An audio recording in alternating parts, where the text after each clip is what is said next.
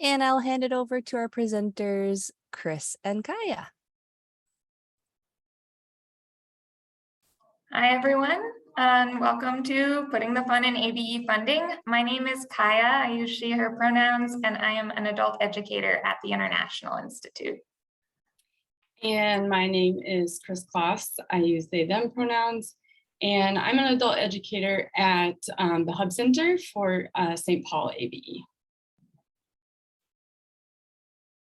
So the first thing we're going to go over is just kind of our agenda for this morning and the purpose for this session.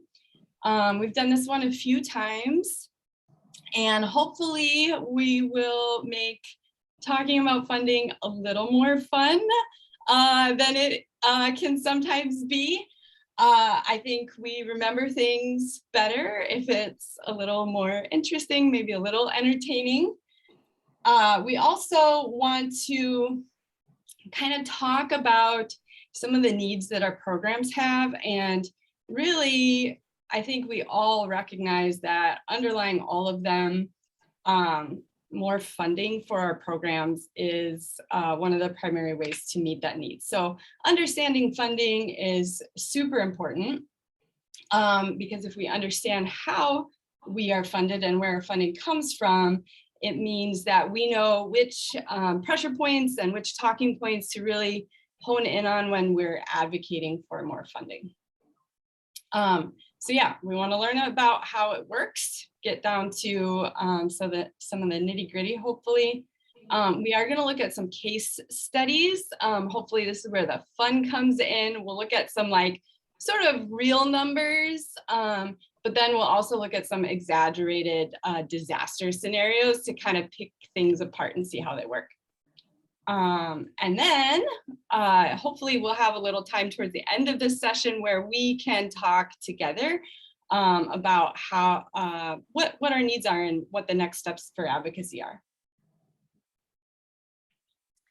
All right, so I'm going to start by giving a history of funding in ABE and kind of make sure that we're all in this conversation with the same baseline of information. So for some of you, this might be stuff you're really familiar with already. For some of you, it might be new, and we don't want to make any assumptions about what information people are coming in with.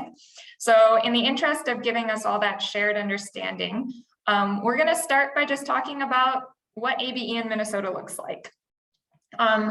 So in a general overview, ABE is divided into 38 consortia in Minnesota.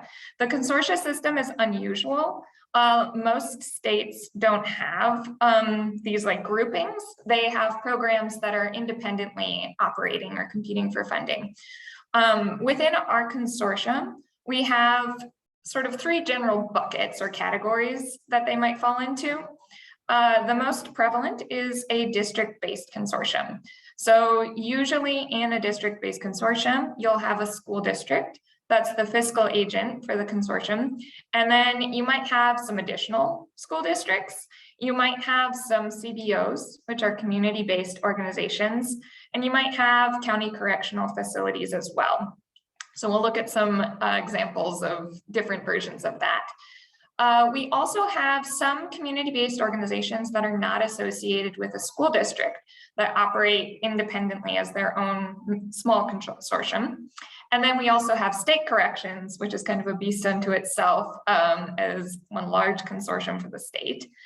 There are exceptions to these configurations within the 38, but generally speaking, and for the purposes of the examples we're looking at today, we're going to keep these three iterations in mind.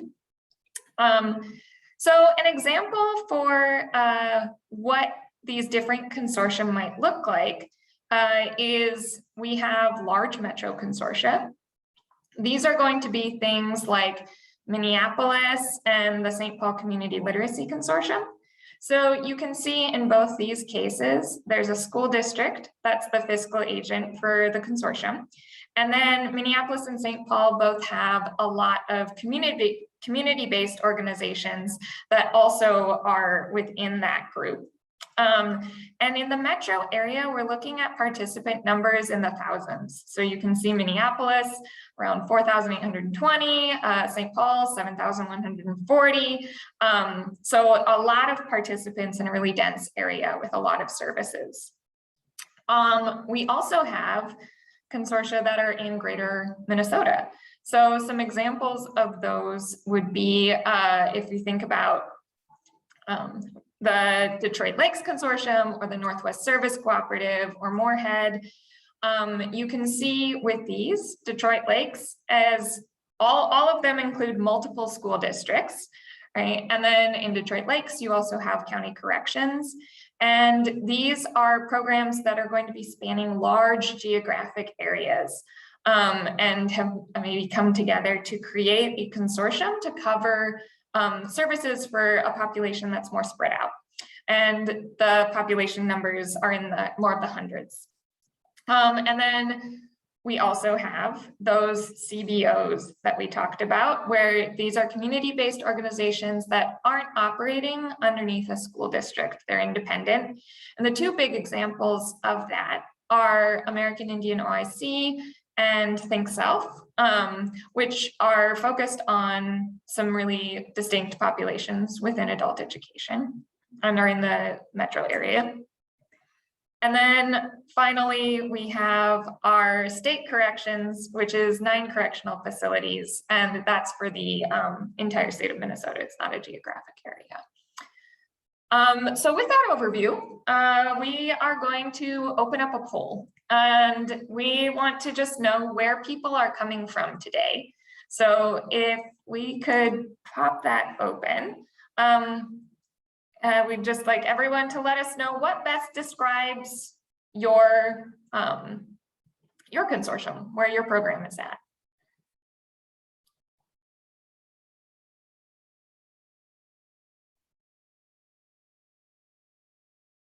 Awesome.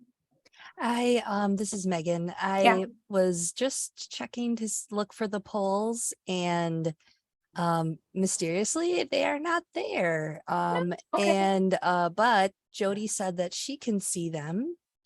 Okay. Yeah, I can see the one you have up.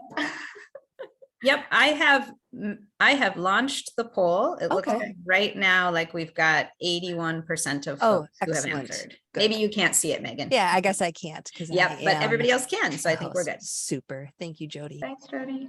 Yep. Let me know when you want me to end it. Oh, somebody already did. Yeah.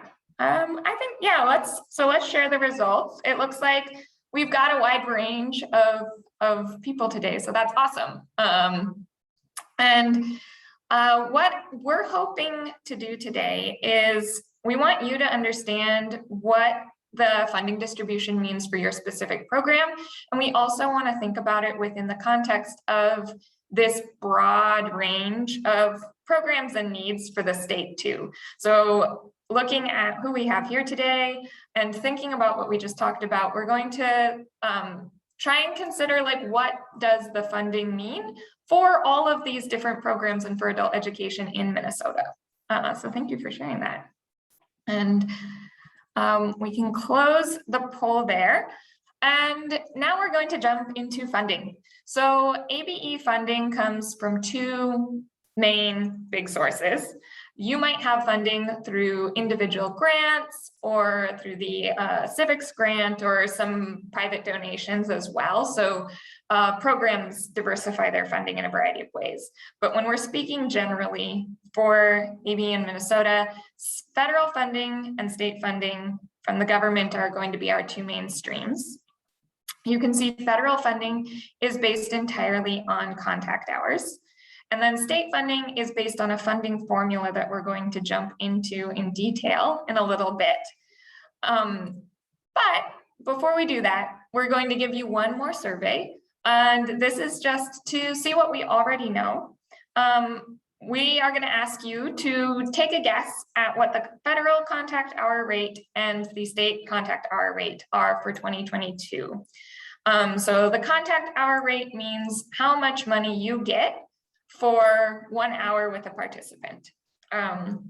from the federal and state governments. So if we're able to launch that, yeah, I'll have everyone take a minute to take a guess. And if you don't know, just go for it. And maybe you already are well acquainted with this and you're like, I got this. But go ahead and we'll take a minute to answer.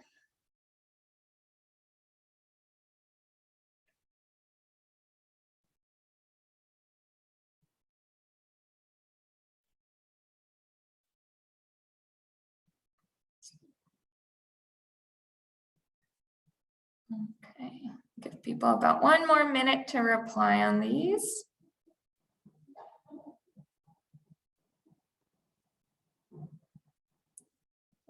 It looks like we're at about 77% of people participating. Oh, now we're up to 80. Awesome, thank you. So we will end the poll and show our results. Okay, so we've got a wide variety of guesses on the federal contact hour rate, and folks are a little bit more confident on the state contact hour rate. So yeah, for everyone who guessed 75 cents, that is the contact hour rate for the federal funding. And then in the majority, you are correct. For our state funding, we're looking at $7.84. So I want us to take a minute to look at these numbers, just because I think the contrast in them is really important. We are here today to advocate for more funding for ABE with the idea that we all do better when we are able to have sustainable programs and fund everything we need. But I think that in the process of advocating around that, it's important for us to see the amount of money that Minnesota's government does invest in adult education already, because we are unique. Minnesota is one of the top 2-3 states for ABE funding in the United States. There are states that operate with just the federal funding. And I think that's really important for us to think about, because I can't imagine us running our programs at a 75-cent contact hour rate as our only type of funding. Texas is a state that operates basically with federal funding. And when you think about the needs of ABE in a state like Texas, that is really unfortunate to me. So we want to be grateful for the amount of money that we're getting, but also recognize that we know the constraints that our programs have. We know how hard it is to work sustainably in the field of ABE because of funding limitations. And so while being grateful for the amount that's invested, we're also interested in understanding it better so we can continue to advocate for growth in this field. So let's take a look at how the state funding is divided. It is a funding formula. This was a formula that was developed in 1999-2000. There was a statewide group of ABE and community ed staff who met to try and figure out a way to distribute money across the state in a way that addressed the diversity of programming that we have, and in a way that made it sustainable for programs of all shapes and sizes. And so that was the intent behind the funding formula. You can see here the way the funding formula is divided. If you are in a district-based consortium, you're working in a with a school district as your fiscal agent, you're going to start by getting $1.73 per person, based on the population for the area that your consortium's in. And then you'll see that we also distribute money based on how many LEP students are in that district. So that's a number that's coming from the school district, with the assumption that if you have children who have limited English proficiency, then their parents are also likely to need services. And then the other portion of that is going to be based on how many adults are over the age of 25 and don't have a secondary credential in your district. That makes up something that's called base aid. So base aid will go directly to the fiscal agent, the school district. And then they are able to use that as they want to fund programming. we want to note that even if you are a CBO within a district-based consortium, that is not where your funding is coming from. So for CBOs, their funding is going to come completely through contact hours, which you can see for all of our consortia is going to make up the bulk of the rest of that funding. Yes, and Chris has another reason to encourage census participation, which is true. So really quickly, that is how things usually work. But we might know that during the pandemic, and yeah, we can go forward, Chris, things ended up operating a little bit differently. The reason for that is because if we think about how we're growing our programs and this contact hour rate being such a big part of how we're funding things, you imagine your program with your contact hours hopefully going up until the pandemic hits. And as we know, most programs saw a significant drop in their contact hours, at least initially. The state was aware of that. And as a result, the contact hours were frozen at our 2019 numbers. So what that means is that for the past 3 years, your program has been funded using the funding formula, but calculating that based on the contact hours that had been generated back in 2019. So we've been in a bit of a holding pattern when it comes to how consortia are getting reimbursed for the services they're providing. Now, and well, I guess, let's see. So now we are getting to a point where that's going to be different. I think I got my slides out of order, but that's okay. I'll talk about this slide and then we'll come back to that. So this gives you a breakdown of the sort of dollar amounts that we've seen over the past 7 years from the state government, the federal government, and then for folks who are getting civics grants, you can see that as well here. So you can see that the total allotments have grown a bit every year. We get this sum of money, and then using the funding formula and contact hours, it's divided among our consortium. But if we look at this in a graph, what I think is really interesting to see is that those increases that you might see in the table really don't, they don't show up very much if you're just line graphing this, right? Because essentially our funding has remained flat, and that's not because we kept the contact hours at 2019 numbers. That's because the allocation, that lump sum of money that we're getting, has remained relatively stable, but also relatively well, stable in both a good and bad way, right? We've had the funding, but it hasn't grown. And I think that when we think about the ways in which the costs of other things have increased over the past 7 years, it's useful to look at that and say, okay, we're not actually growing what ABE can do if inflation is causing everything else to go up and we're maintaining a stable lump sum. So what we're looking at now is about $3,855,000 in federal funding and $50 million in state funding that is going to be divided among our total consortia.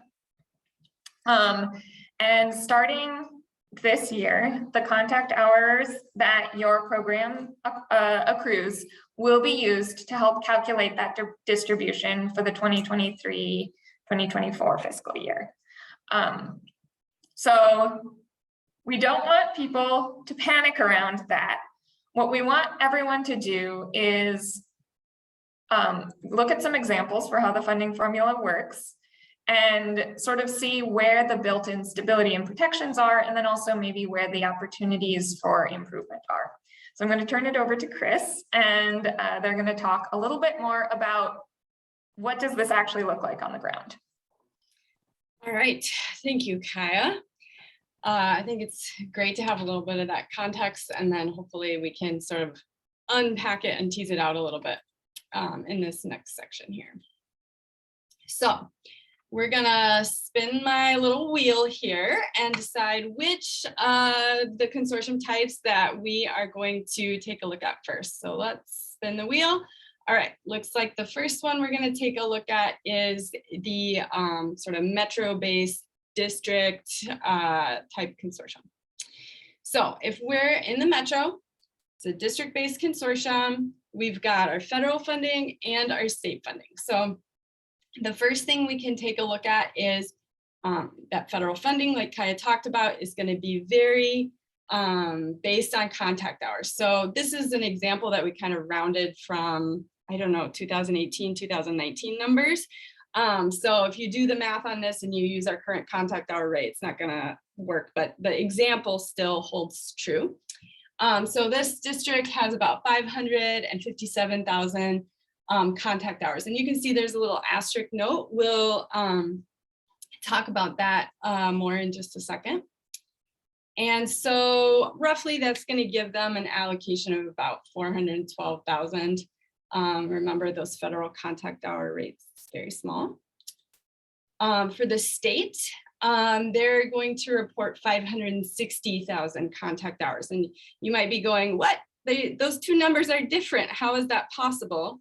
And that's because of that little asterisk there. The federal contact hours were not able to count things like GED testing. But you know, a big program like this might have a GED testing center at it, and they can count those for state dollars. So those numbers might look a little different sometimes. And using that higher state contact hour rate, this is about 4 million. So the other thing that's going to come into play with the metro district-based consortium or any district-based consortium is that base aid that Kaya talked about. So some census dollars just based on the population of the area is another 720,000. The LEP numbers, so kids in the district who are English language learners, they assume their parents are as well. That's going to get them 400,000. And then people with no diploma who are over 25, another 300,000. So adding that all together, this program's got about 1,420,000 in funding. And then putting those federal and state numbers together, that's about 5.5 million. So let's spin again and see who's next. All right, we're going to talk about a Greater Minnesota district-based consortium next.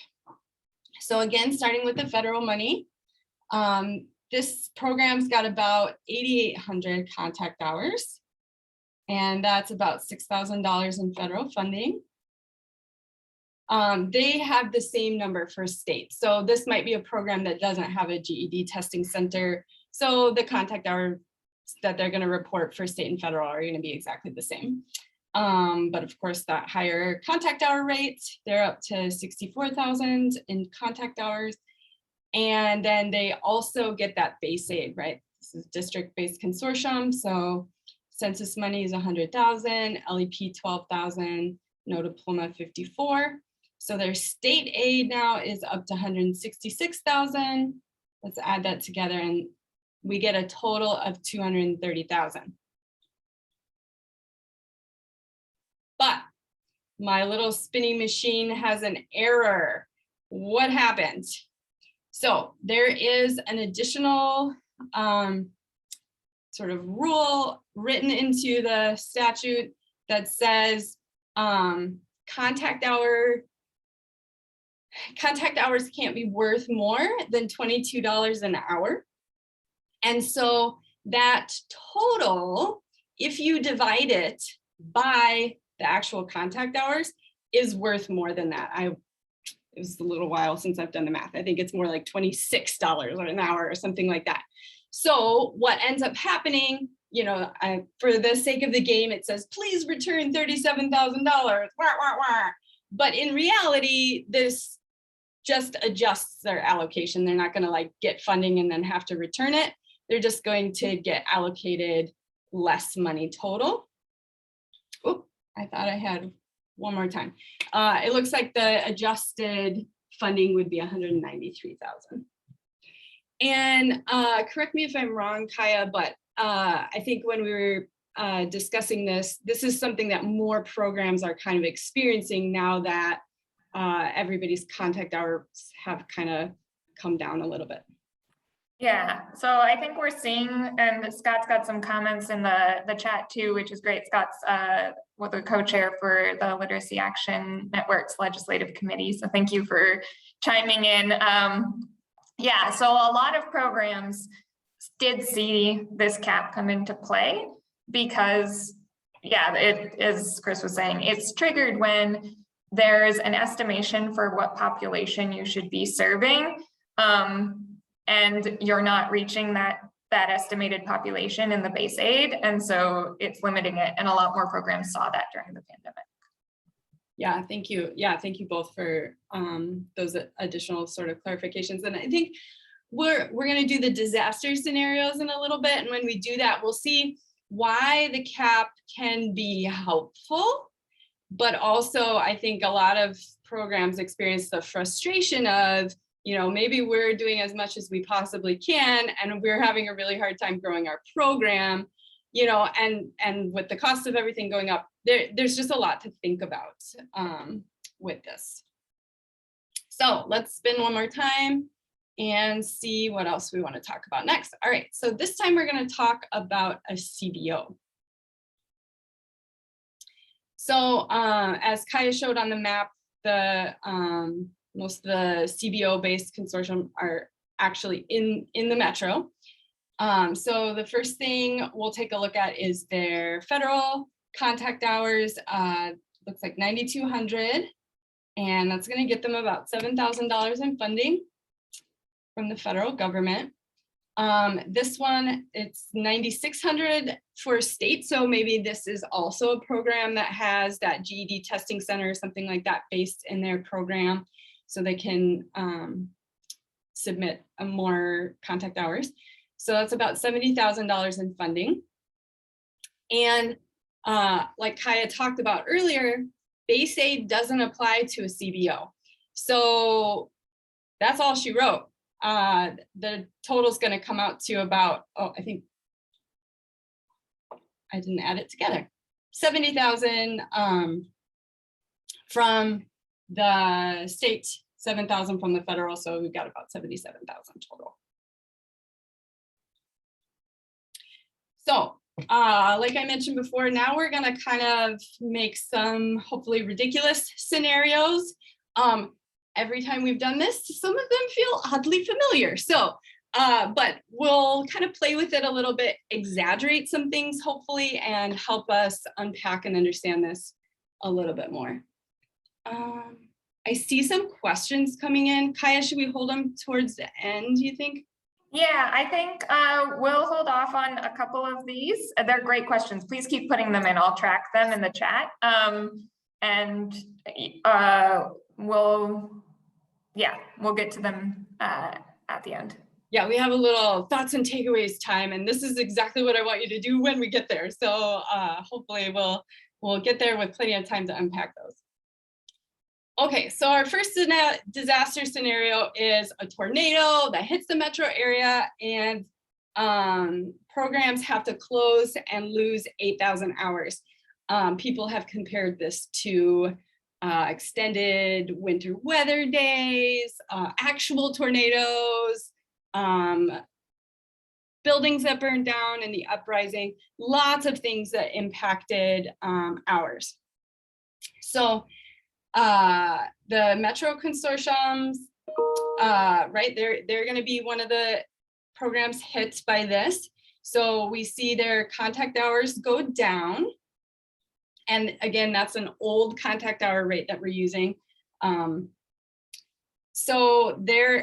their base aid is staying the same, right? That population is stable. So they are going to lose about $58,000 in funding. A CBO also in the metro that gets hit is going to lose that same 8,000 hours, which impacts their funding there. They don't receive that base aid And so this is going to much more distinctly impact their funding overall.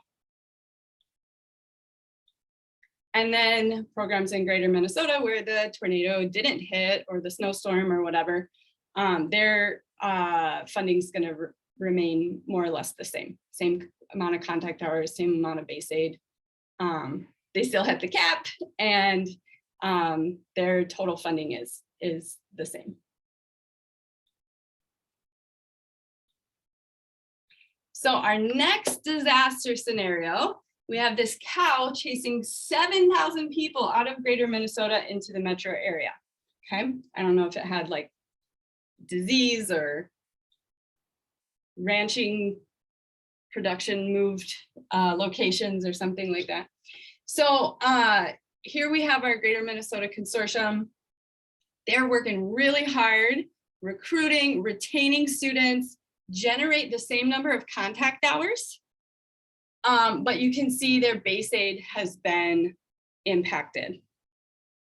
What's interesting about this scenario is when we ran the numbers for this disaster scenario, they still hit the $22 an hour cap, and their total comes out to the same. So this is kind of what I was hinting at earlier, that in some ways, that cap is sort of helping maintain stability overall, right? Their total funding still came out to be the same, even though it's maybe preventing growth in other ways. In the metro, we've got same number of contact hours, but here, you know, census numbers changed significantly, so those numbers are going up. And again, we've got our CBO that is not receiving base aid. And so if they are able to net the same number of contact hours, their funding also would remain the same.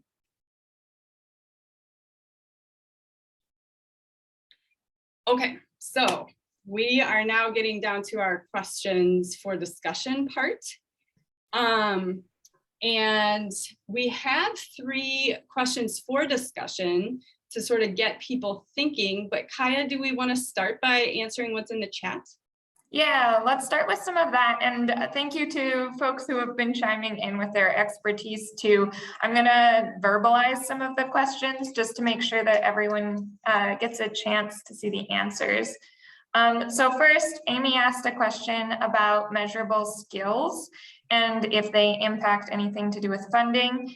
And the funding isn't based on kind of any of those quality measures. So as Scott noted, your program can come under review, and you can, you usually get put on like a program improvement plan if you're not you know, successfully serving students, but that is not something that gets taken into account with funding. And then the other question that Susan asked was, why do some places have a low contact hour rate? And for this one, I might turn, I mean, Chris, if you have a sense for this, or Jody, if you want to turn in. So Susan asks, can you talk about why some consortium are getting a low amount of money per contact hour? In Burnsville, we get $8.19. And I don't know if that's just like the previous year's contact hour, or Jody, do you have insight, or Chris? Do you want me to answer that one, Chris, or do you want to? Well, I don't know. So if you do know, I was thinking maybe their program's just totaling the federal and the state and then calling it one contact hour rate. No, I think so. So there are sort of 2 separate things happening. One is that on the front end of the calculation, all consortia, all grantees get exactly the same contact hour rate. Like in the example fiscal year that you all are using here, it was 784, I think, right? Everybody is getting that. That is the same across the entire state.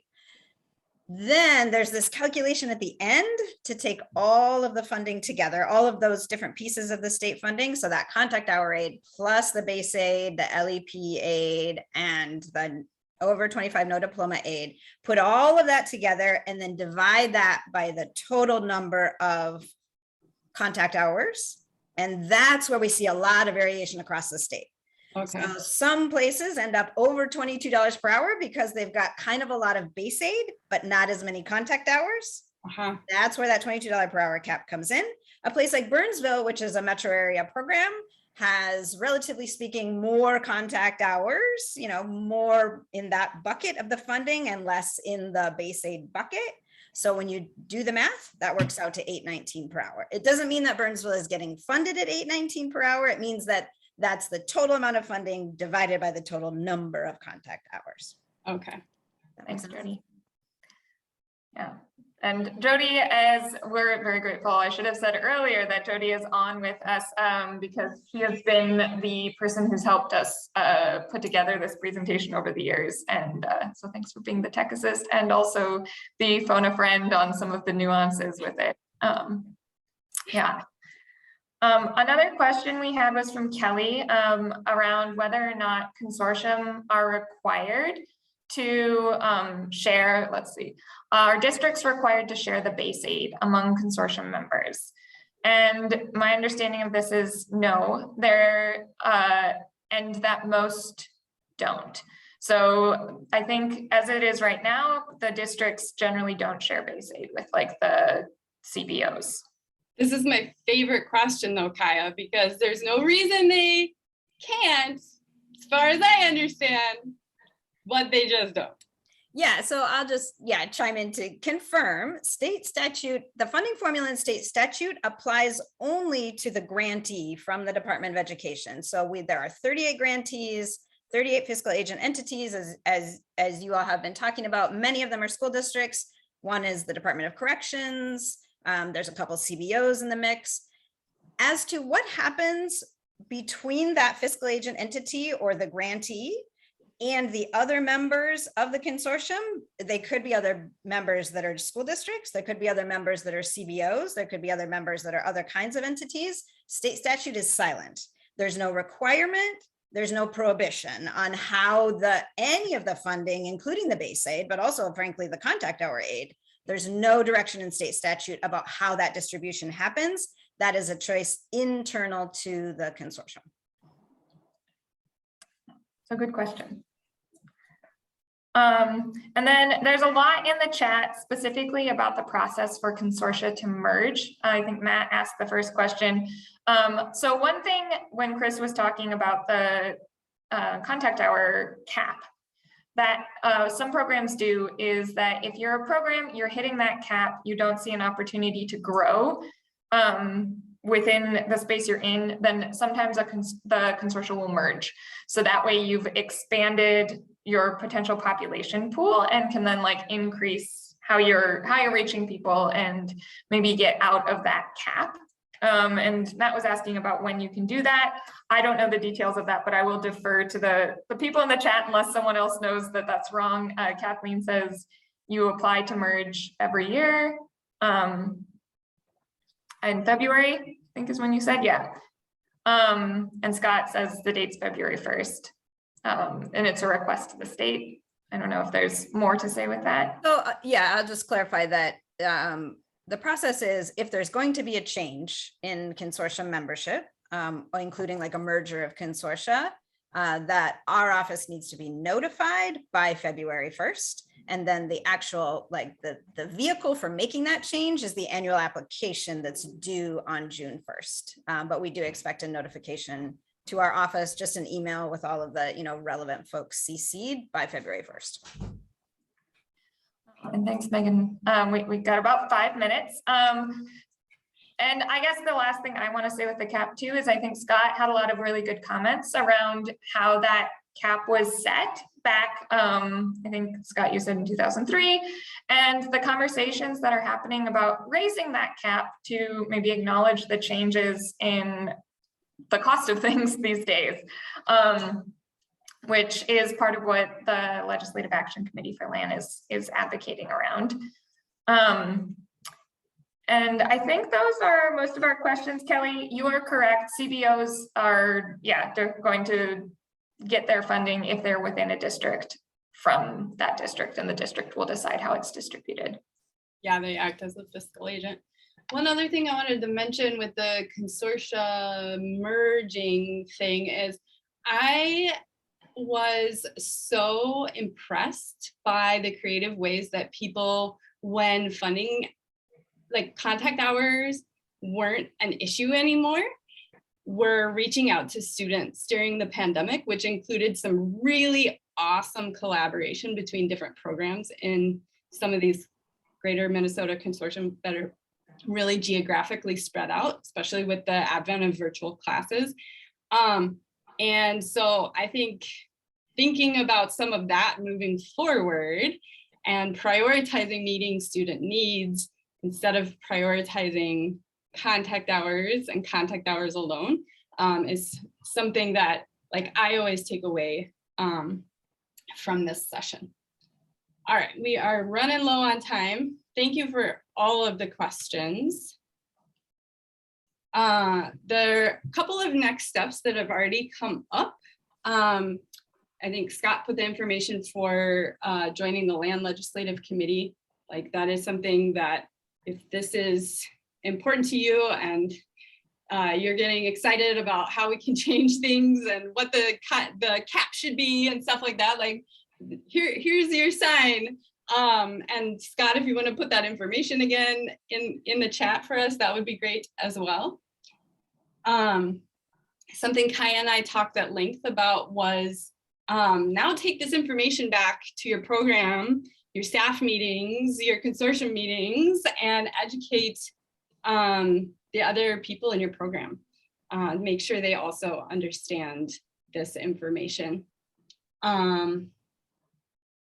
What else do we want to say on this one, Kaya? Yeah, and I think that a big takeaway for me whenever I think about the funding for ABE is that I personally think there's a lot of value in the way that Minnesota has created a collaborative ABE environment through the consortium system. But at the end of the day, we're kind of limited by what money we have to distribute. And so that's where Chris has this graphic of a pizza, because I think when we think about funding as a pizza, it kind of, you can divide a pizza up in a variety of different ways, but at the end of the day, how much pizza you have is going to determine like how, I guess, how hungry people are. And so I think a big thing for us is figuring out ways to advocate to get a bigger pizza so that when we are dividing that funding, programs are able to get what they need in order to serve the participants.